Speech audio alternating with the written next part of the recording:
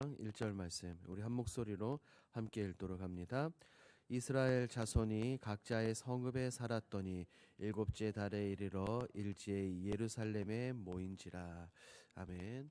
오늘 본문은 고국으로 돌아온 백성들이 이 약속의 땅에서 무엇을 하는지에 대한 내용을 다루고 있습니다. 이스라엘 백성들은 포로로 있다가 고국으로 돌아오게 되었죠. 고국으로 귀환한 지 한 3개월쯤 되었을 때 백성들은 가장 먼저 무엇을 했을까요? 오늘 본문 말씀을 통해 함께 살펴보도록 하겠습니다. 내용 관찰 1번입니다. 각자의 성읍에 살던 이스라엘 자손이 일제히 예루살렘에 모인 때는 언제입니까? 고국으로 귀환한 백성들은 각자의 성읍에서 열심히 살고 있었습니다. 그런데 우리가 방금 읽은 이 1절 말씀을 보니 일제히 모두가 예루살렘에 모이기 시작을 했습니다.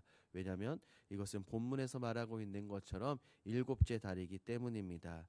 여기서 우리는 일곱째 달이 유대인들에게 왜 중요한지 먼저 이해해야 합니다.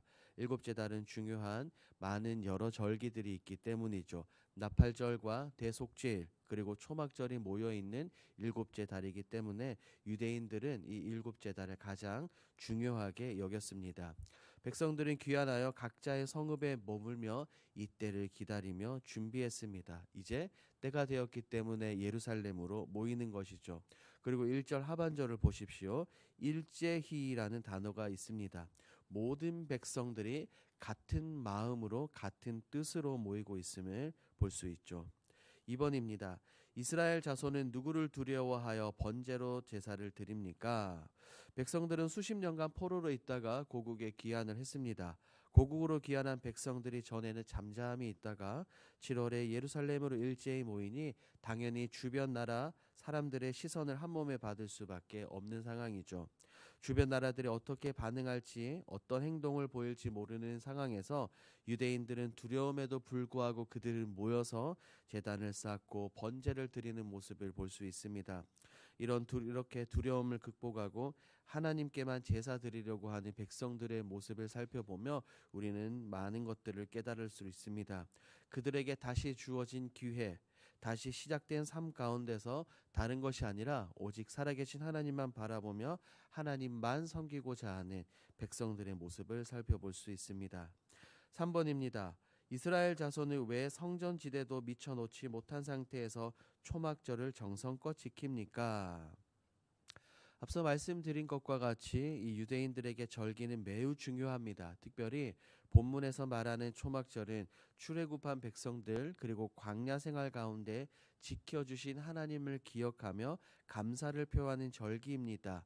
그들이 모여서 초막절 절기를 지키며 하나님 중심으로 모여 생활하고자 했습니다. 이것은 곧 다름 아닌 율법대로 오직 하나님의 인도하심을 따라 살고자 하는 백성들의 모습입니다. 5절 상반절을 보십시오. 그 후에는 항상 드리는 번제와 초하루와 여호와의 모든 거룩한 절기의 번제를 드렸다라고 기록이 되어 있습니다. 참으로 진실로 변화된 백성들의 모습입니다. 하지만 한 가지 안타까운 것이 있는데 그것은 바로 파괴된 성전이 아직 재건되지 못한 상황입니다. 포로로 끌려가기 전 침략을 받아 무너진 그대로 있는 성전입니다. 백성들은 일곱째 달 절기를 지키며 본격적으로 성전을 다시 재건할 준비를 하기 시작합니다. 그래서 7절 말씀을 보니 성전 재건의 준비를 차근차근 하고 있죠. 4번 느낀 점을 보도록 합니다.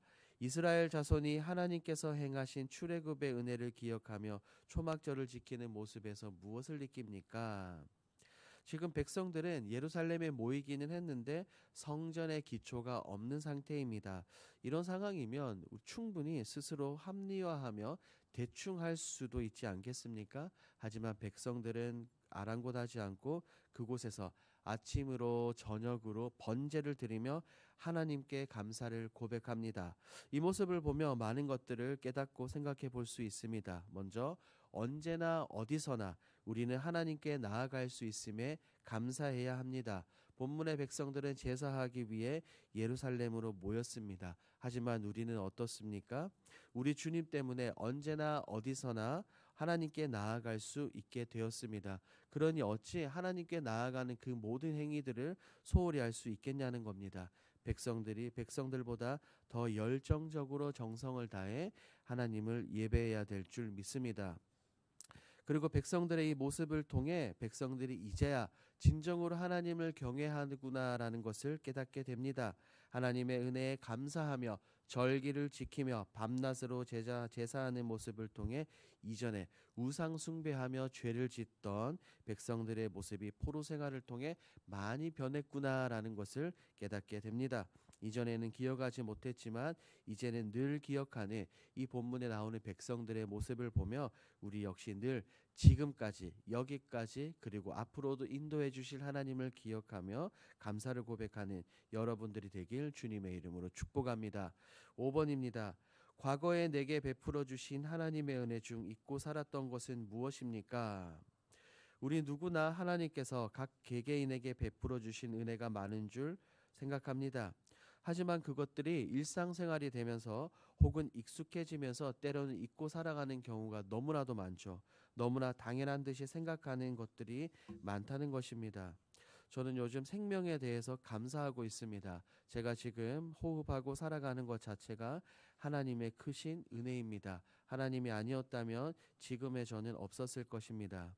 성경을 보며 또한 하반기 구약 파노라마 양육을 진행하며 가장 잊고 살았던 것을 다시 깨닫게 되었는데 새 생명을 주신 하나님께 대한 감사입니다. 두 번째 삶을 살 수 있게 해주신 하나님인데 바쁘다는 핑계로 그저 주어지었으니까 당연한 듯 살았던 지난 모습들이 끊임없이 떠올랐습니다. 여러분들의 적으신 적용점은 어떻습니까? 혹여나 잊고 살았던 하나님의 은혜가 있다면 그것을 소홀히 하고 외면하는 것이 아니라 다시 기억하시며 매일 감사를 표현하시는 여러분들이 되길 소망합니다. 5-1번입니다. 오늘 내게 맡겨진 사명을 너끈히 감당하기 위해 기념해야 할 나만의 절기는 무엇입니까? 본문에 나오는 백성들은 잠시 솜을 고르고 제단을 쌓고 그들은 아침 저녁으로 날마다 제사를 드렸습니다. 우리는 분명히 이와 같은 모습들을 가져야 하죠. 하나님 앞에서 겸비하며 드릴 수 있는 자신들만의 고백점을 분명하게 찾아야 합니다. 백성들은 절기를 회복하며 아침 저녁으로 번제를 드렸습니다. 우리 모두는 이와 같이 하나님 앞에서 할 수 있는 많은 것들을 최선을 다해서 해야 될 줄 믿습니다. 교회에서 올 하반기 양육들을 시작하며 좋은 소문들을 많이 들었습니다. 신앙의 회복을 위해서 몇몇 분들이 주중에 계속 모여서 말씀을 읽고 나누고 적용하고 함께 기도한다고 그런 소식을 들었습니다.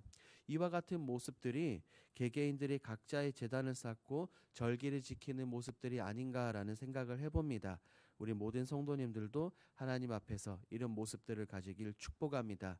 백성들은 제단을 쌓고 절기를 지키며 하나님과 더욱 가까워졌습니다. 이러한 방식을 통해 각 개개인마다 하나님께 더욱 가까이 나아가는 저와 여러분 우리 모두가 되길 주님의 이름으로 축복합니다.